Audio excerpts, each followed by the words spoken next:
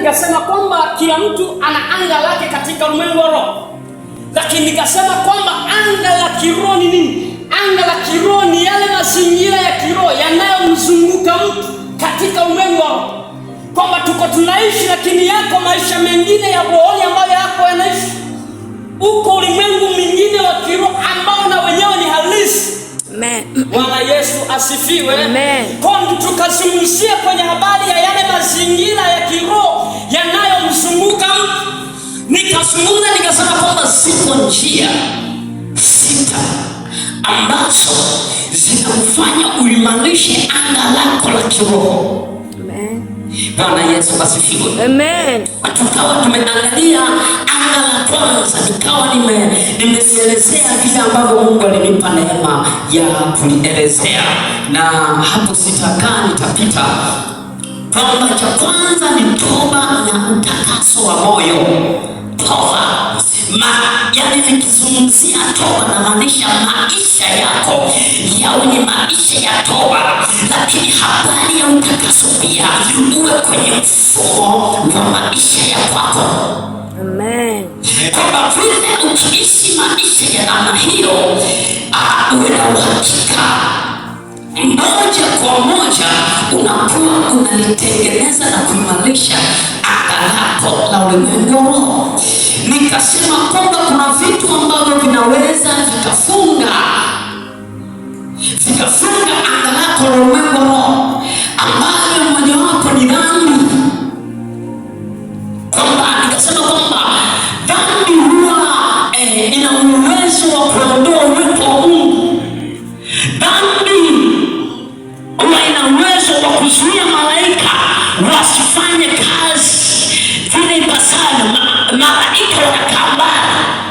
Bwana Yesu asifiwe sana.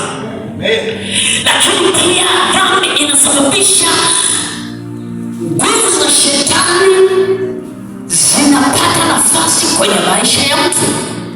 Bwana Yesu apewe sifa. Nikazungumza baadhi ya dhambi, nikasema kwamba kuna uzinzi, nikasema kuna kinyongo, nikasema kuna kiburi, nikasema kuna chuki, kuna uchawi, kuna uongo.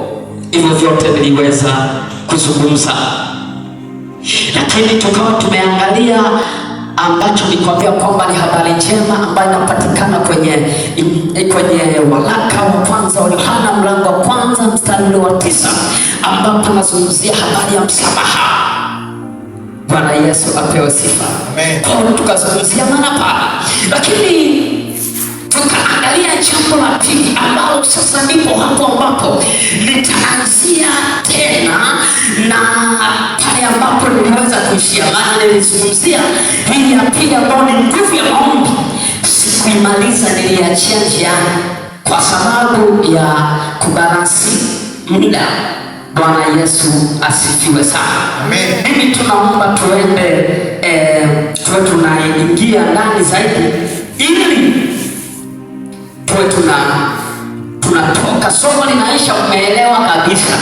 Na hata kama mkirudia mkao unarudia mwingine kafubiri tukaruka tena hivyo, lakini mtu anapokuwa amesimama aingie ndani zaidi. Tuliangalia kwenye kitabu cha Yakobo, tukaangalia kwenye kitabu cha Yakobo mlango wa 5 mstari wa 16. Bwana Yesu asifiwe sana. Lakini nikasema kwamba maombi huwa yana mambo ya kufanya. Maombi huwa yana uwezo wa kuvuta uwepo wa Mungu. Kwa maombi yana uwezo wa kuvuta nguvu za Mungu, lakini